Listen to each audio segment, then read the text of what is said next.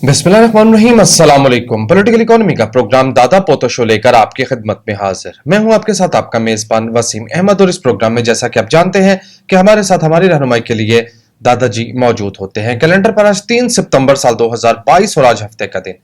यकीनन उसी पाक परवरदिगार के लिए तमाम तारीफें जो तमाम जहानों का रब है। नबी करीम सल्लल्लाहु अलैहि वसल्लम की ज़ात अक़दस पर बेशुमार दुरूद व सलाम।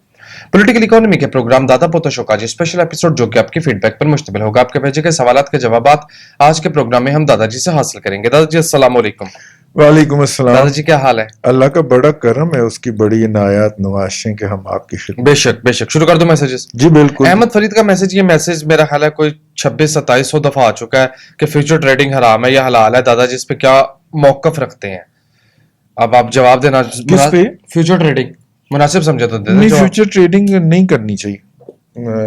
इस्लामिक प्रिंसिपल कहता है कि जो चीज़ आपकी मलकियत है वो आप सेल नहीं कर सकते, मलकियत नहीं है वो आप सेल नहीं कर सकते जब तक आपकी उसके ऊपर ओनरशिप इस्टेब्लिश नहीं हो जाती।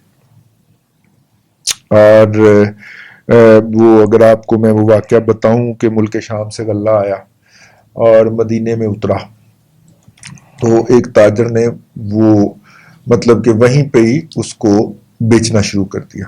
आप सल्लल्लाहु अलैहि वसल्लम वहां से गुजर रहे थे, आपने मना फरमाया। आपने कहा कि आप इसके ऊपर पहले अपनी ओनरशिप एस्टेब्लिश करें, पोजीशन में लाएं इसको अपनी पोजीशन में लाएं, अपनी जगह पे लेकर जाएं जो आपकी जगह है, फिर वहां पे इसको खोलें और फिर इसको जो है वो आप सेल करें। आप इसी तरह सेल करेंगे तो आपकी ओनरशिप में नहीं है, तो ये मुनासिब नहीं होगा, ये जायज़ नहीं होगा। तो फ्यूचर के अंदर जो आप सेलिंग और बाइंग करते हैं, फ्यूचर की जो मेरी सेंस कहती है, जो अंडरस्टैंडिंग कहती है, वो तो यही है कि एक ऐसा इशू जो क्रिएट होना है अभी, उसको आप सेल कर रहे हैं। ये एक ऐसा इशू जो अभी क्रिएट होना उसको आप बाय कर रहे हैं। तो मेरी सेंस में तो इसकी इजाज़त नहीं है। बाकी आप किसी आलम दीन से, मुफ्ती से पूछ लीजिए जी। वो जिन्ना को मुफ्ती मैं है वो मैंने तो रास्ते था जी। राना वकार यूनुस का मैसेज है, कहते हैं दादाजी इस पर भी बात कीजिए कि किस तरह चीप एक्सपोर्टर्स ने पाकिस्तान को नुकसान पहुंचाया। गलत तरीके से एलसी खोल के गलत चीज बताकर कोई और चीज बेचकर बिलियंस ऑफ डॉलर की मार्केट में पाकिस्तान को बदनाम किया गया, गंदा किया जी, और क्लेम भी लिए वो इसलिए। और पाकिस्तान का एक्सपोर्टर तो होता ही सब्सिडी के इंतजार में है ना। पाकिस्तान से एक्सपोर्ट इसलिए बढ़ी कि $5.5 अरब आपने कोरोना फंड के नाम के ऊपर एक्सपोर्टर को सब्सिडीज दे दी थी, तो आपने एक्सपोर्ट बड़ी करके दिखा ली, ठीक है ना। तो अगर आप वो $5.5 अरब कोरोना वाले निकाल दें तो पाकिस्तान की एक्सपोर्ट इन रियल टर्म तो कम हुई है। लेकिन आपने चूंकि उनको मुलाजमों की तनख्वाहें देने के लिए कम शरह सूद के ऊपर कर्ज दे दिए, उनकी बिजली के बिल आधे आधे अदा कर दिए, तो उसके नतीजे के अंदर उनकी एक्सपोर्ट्स बढ़ गई, तो वो चीप हो गए। उन्होंने वो सारा जो बेनिफिट था वो अपने बायर को ट्रांसफ़र कर दिया, तो यूं वो ज़्यादा चीज़ें एक्सपोर्ट करने में कामयाब हो गए। इसमें कोई रॉकेट साइंस तो बड़ी लगती नहीं है इस बात को समझने में। और जैसे ही वो आपने पैसे बंद किए हैं तो चीज़ों एक्सपोर्ट्स जो हैं वो दोबारा डिक्लाइन की तरफ चली गई।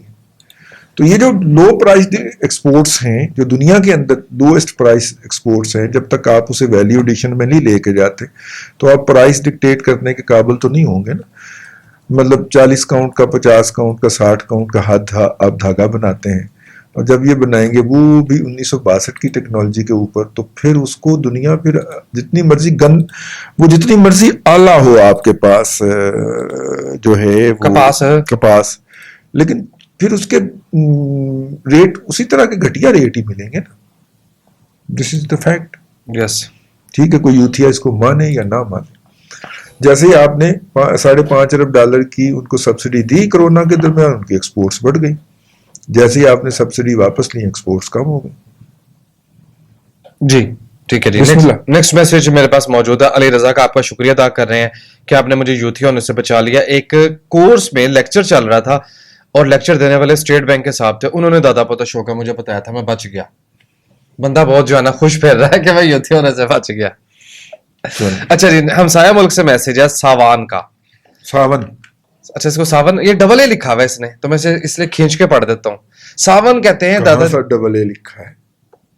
सिंगल ए है ना, सावन ना, सावन, अच्छा सावन, ठीक है। सावन, सावन सावन आया। खत्म हो गया, भादू चल रहा है आजकल। कहते हैं दादाजी ये बताइए कि पाकिस्तानी सोसाइटी में बिन लादन और जहरवी अहमद जवारी, अमन ज़वाहिरी, जनरल पाकिस्तानी का मूड क्या है? Are they sympathetic? समाजी सवाल पूछ रहे हैं कि क्या पाकिस्तानी सिंपैथेटिक है उनके मुतालिक? देखिए एस्टेब्लिशमेंट को जो भी चैलेंज करे, भले समा बिन लादन करे, भले अहमद ज़वाहिरी करे, भले ची गुवेरा करे, अवाम उसके एस्टेब्लिशमेंट को जो भी चैलेंज करेगा, भले वो इमरान खान करे, भले वो नवाज शरीफ करे, अवाम हमेशा उसके साथ होते हैं। ये तो मुनाफकत है ना, हिपोक्रेसी है ना आपकी या वेस्ट की, कि ची गुवेरा हीरो है और उसामा बिन लादेन विलन है। काम दोनों ने एक ही किए, अपना मुल्क छोड़ा, दूसरे मुल्क में गए, वहां की यूथ का बेड़ा गर्क किया, उन्हें मरवाया। ठीक है, ठीक है ना, डर्टी गेम की ना अपनी, डर्टी गेम्स की। ची गुवेरा जब पकड़ा गया तो क्या अल्फाज थे उसके? मुझे गोली मत मारना, मैं जिंदा तुम्हारे लिए ज्यादा मुफीद साबित होऊंगा। ठीक है ना? तो मेरा मतलब है उसके बाद फिर वो पकड़े गए, मौसूफ मारे गए। अगर आप दोनों की कहानियां ऐसे पैरेलल रख के पढ़ें तो आपको पता चलेगा कि दोनों ने एक काम किया, other side of the flip. ठीक है, लेकिन चूंकि उसामा बिन लादेन के साथ मुसलमान लगा हुआ था तो आपने दहशतगर्दी लगा दिया उसके नाम के साथ, वरना काम तो उसने भी ची गुवेरा वाला ही किया। जी, दुनिया भर के अंदर जो भी सियासतदान एस्टेब्लिशमेंट को चैलेंज करे वो हीरो होता है, और जो इंटरनेशनल एस्टेब्लिशमेंट को करे वो इंटरनेशनल हीरो होता है। तो पाकिस्तान के अंदर उसामा बिन लादेन से उतनी ही सिंपथीज पाई जाती हैं जितनी इंडिया की अंदर ची गुवेरा से सिंपथीज पाई जाती हैं। तो कितने के होंगे वहां पे ची गुवेरा के सिंपथाइजर? उतने की उसामा बिन लादेन साहब के होंगे। जी, काफी नहीं होगी? जी काफी हो गई। नेक्स्ट मैसेज इनाम इलाही का, जॉब करता हूँ, इंस्टॉलमेंट पे प्लॉट लेना चाहता हूँ, रहनुमाई करें। आप तो ना लें, आप पैसे जोड़ना शुरू करें किसी और इंस्ट्रूमेंट के अंदर। आप जितने पैसे किस्त देना चाह रहे हैं, ठीक है। अब मैं आपको एक बात बता दूंगा, आज फिर खुल के बता देते हैं। जो प्लॉट आज आपको 50 लाख का मिल रहा है ना, आप मेरे से लिखवा ले, आपको 4 साल बाद भी 50 लाख का ही मिलेगा। हो सकता है कि 4-5 लाख रुपए कम हो जाए, ठीक है।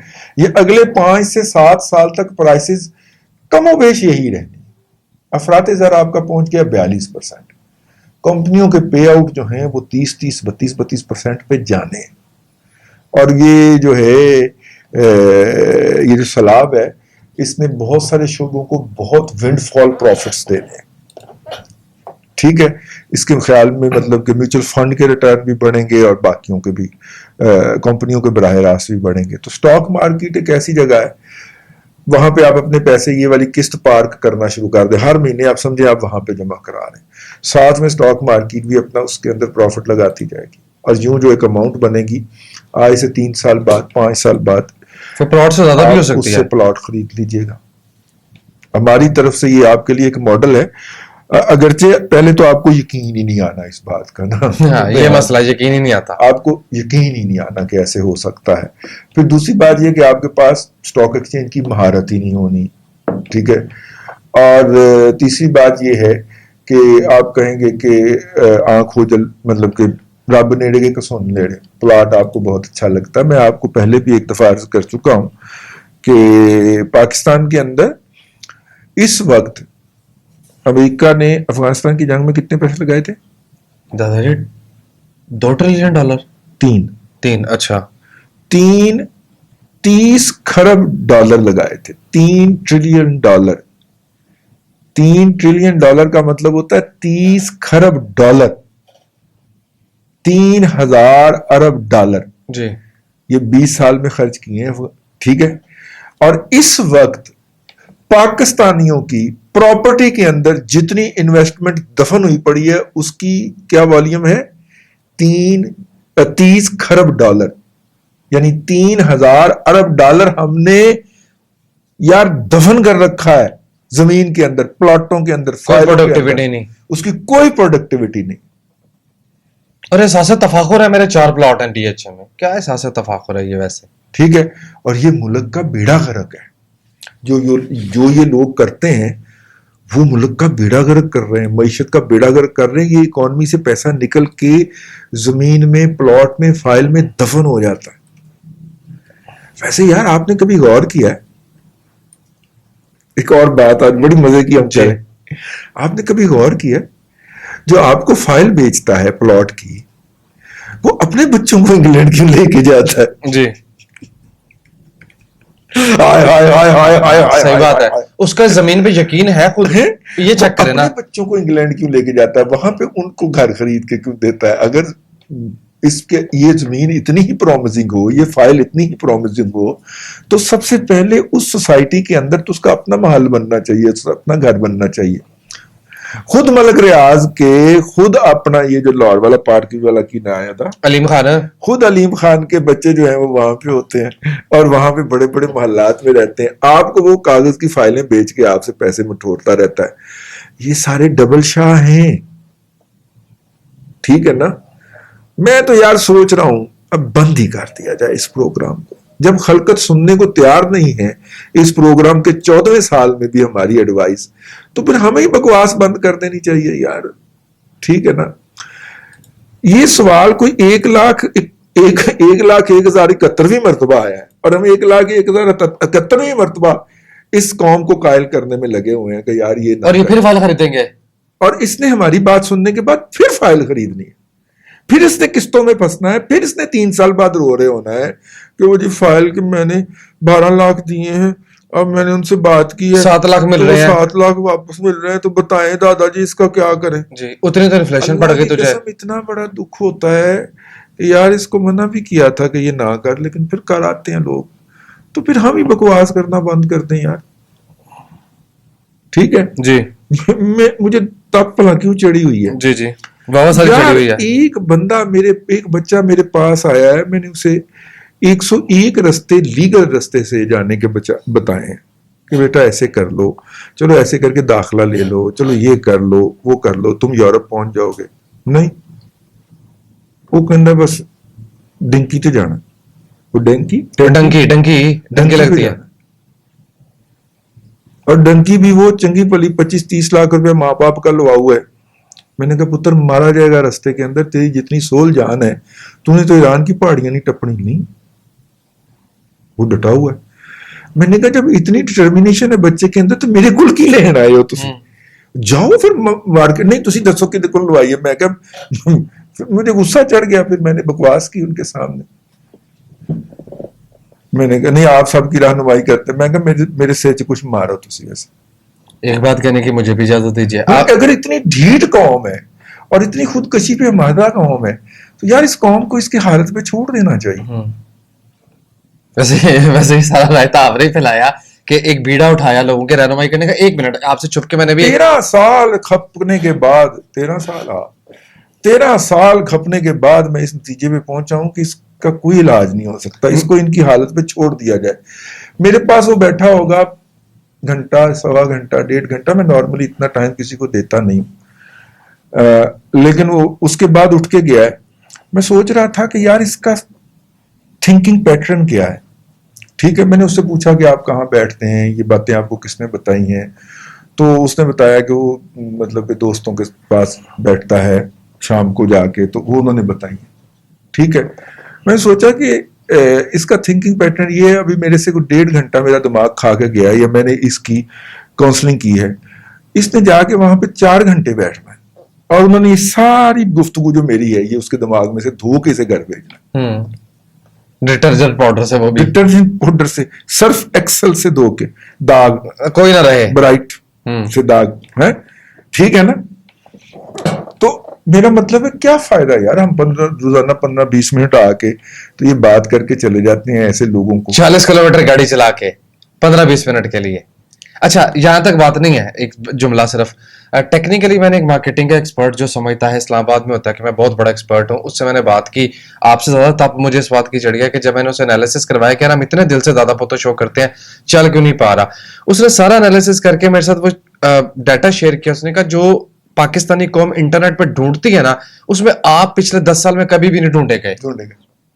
मुझे उसने ये कहा कि या तो आप अपनी डेडिकेशन के साथ इसको समाज सेवा के तौर पे करते रहे, वरना फायदा कोई नहीं, वरना छोड़ दे। वो कहता खप्पा होना इस पे, इसको छोड़ दो, इसलिए इसको छोड़ देना चाहिए।